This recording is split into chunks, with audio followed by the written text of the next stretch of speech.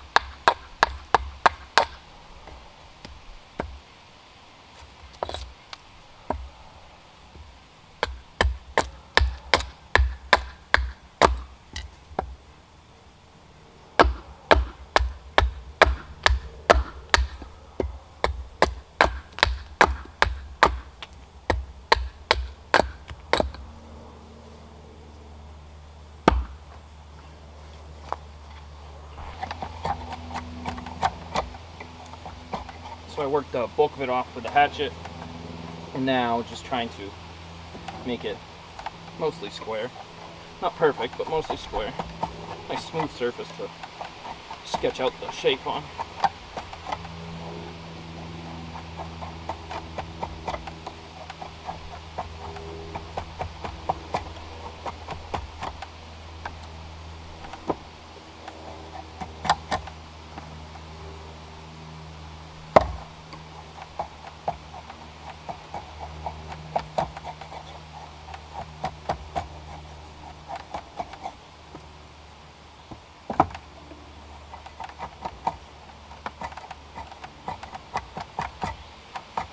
Alright, so I'm just going to sketch this out here, and I've got this nasty little knot. Well, not nasty, I guess, but I just don't like it, so that's the back side right there. And that's where it comes through right here. And I really don't want to mess with that, so I think I'm going to do the spoon end, like the bowl end right there, and the stem will come up this way. You see a lot of people that are like professionals at this. And they measure it out, they split it down the center, they've got it all mapped out, and they have templates and stuff. And I like to kind of just freehand it a little bit more. I mean, I kind of give myself a guideline, but just to get it as even as possible, but I kind of like the rougher appeal to it, I guess. That's just my own personal preference. But so I kind of give myself a center line that I want to work off of, and then I just sketched it out from there.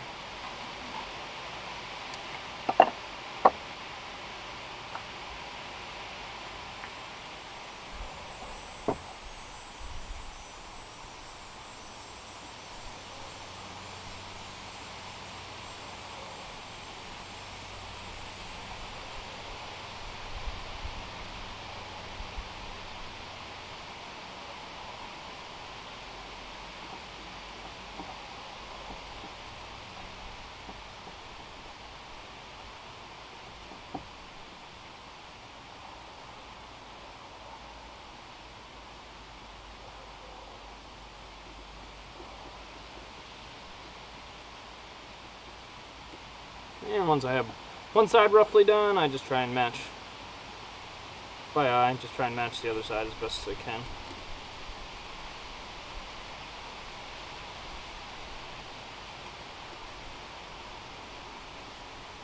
That kind of, I don't know if you can see that kind of shape right there. And then from that, I then will make the rough shape of the handle.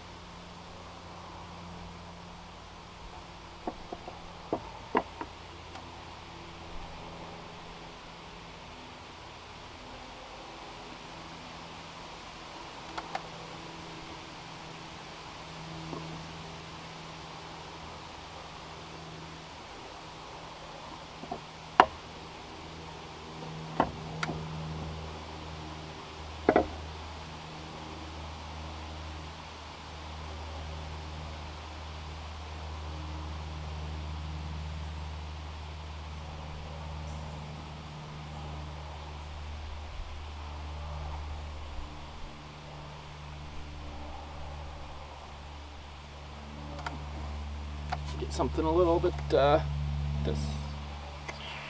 I don't even know if you can see that. Oh, come on. Something a little bit like this. Rough idea. Not perfect. See how it turns out.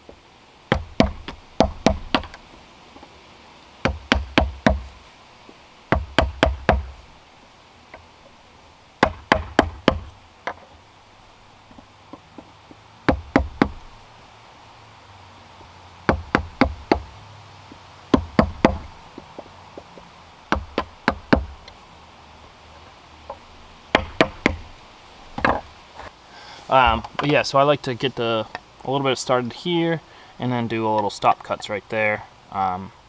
So when I do my axe work, I kind of prevent me from splitting all the way down through, because I've done that before. So I have two of these, two spoon knives. One of them is this one that only has a blade on one side, and then the other one is a square tip, but it has blades on both sides. I like both of them. This one's nice when I'm getting started because I can push on the back side of it. So I like to do that, and I've cut myself a couple times, so I really like to really take it slow now. Now that I'm doing this, I think I'm gonna have to put a spoon meal on the back of this thing, a spoon meal attachment like behind me, so I can like turn around, because it's not really what the shave horse is meant for, but it'll do the job for now. It's better than doing it like directly on my lap, because I've done that before and it's a little sketch. But this way gives me at least some leverage. It likes to slide though. But I've done it both ways. I would really like the spoon meal. I think it would just make it easier, and it's safer. Like I said, these are super sharp, these Moore knives, and I really don't like cutting myself. It's not fun.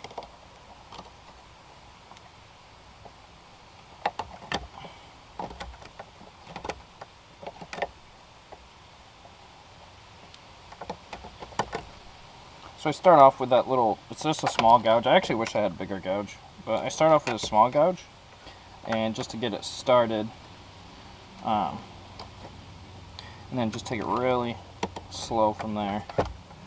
And I haven't quite, I don't know, mastered, I guess is the right word, these spoon knives. And I think it's a combination of, one, I'm learning on my own, and two, you really have to learn to read the grain of the wood, and if you don't, you get hung up and it slips and you cut yourself. And you can't rush it at all.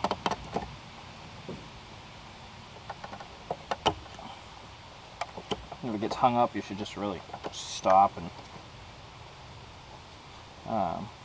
attack it from a different angle, so that you don't, if you yank on it too hard, that's when it slips and really get yourselves. Again, this is all speaking from experience and mistakes that I've made myself.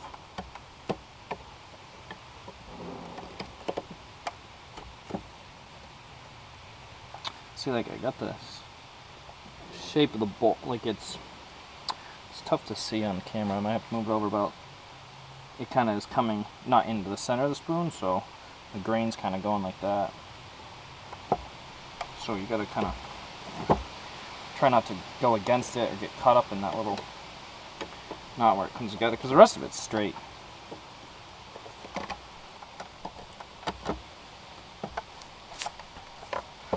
And I am still quite a beginner at this, so any of you out there that have really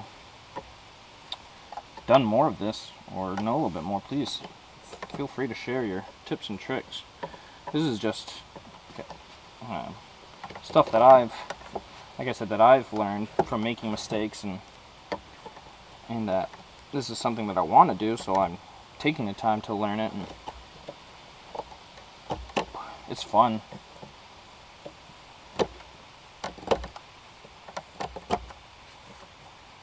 But I'm not a professional at it, so it takes me a while.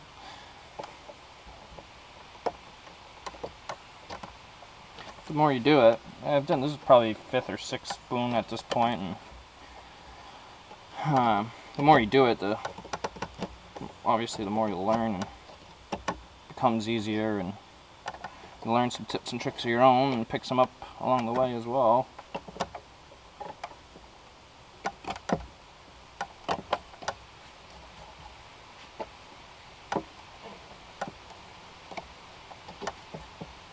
So I'm just gradually working toward the edges.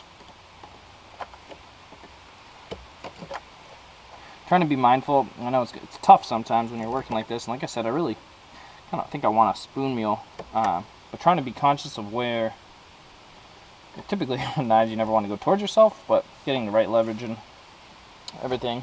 I really should have protection on, but kind of being mindful of where my fingers are, so if I were to miss, you know what I mean, not come down like on my hands, at least immediately down to my hands. I do have some leather gloves that I wear occasionally too, that might not necessarily stop the blade, but slow it down.